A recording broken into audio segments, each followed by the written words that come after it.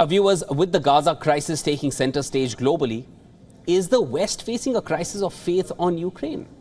The war in Ukraine is in its 20th month, and France is now saying that it is re-evaluating its weapons transfer to Ukraine. Hungary is considering vetoing a €50 billion aid package from the European Union. Hungary has said that aid for Ukraine should be separate from the EU budget. A government representative even said the EU needs a new strategy for Ukraine. This is not Hungary's first opposition to an EU package. It had vetoed a similar aid proposal of €18 billion in 2023.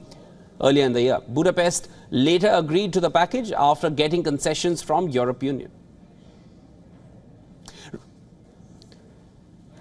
Now, responding to the talks of a Hungarian veto, EU officials have expressed dismay at what they called Budapest holding everyone hostage. They also reiterated their financial commitment to support Ukraine in the war.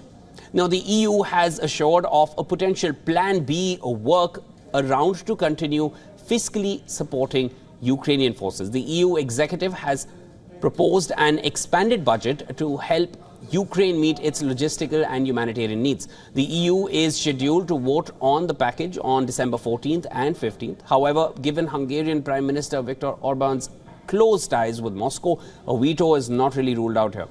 Besides Hungary, France is also reconsidering aid for Ukraine. In a press statement, French Defense Minister said that Paris had no reason to transfer weapons from its own arsenal to Ukraine. He said the French government wanted Ukraine to purchase new howitzers from French companies who've been allocated funds. The minister added that these measures are necessary to prevent depletion of the French army's arsenal.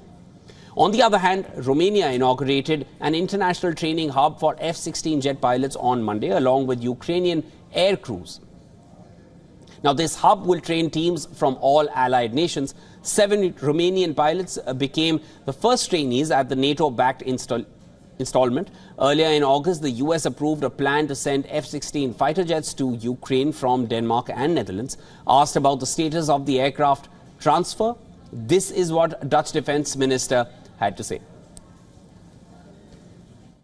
Depends on the preparation on the Ukrainian side. They have to have trained pilots. They have to know how to do the maintenance, which means they have to have maintenance personnel. We have to have the infrastructure in place. And we also have to coordinate this with our partner, also, of course, with the United States, because it's an American capability.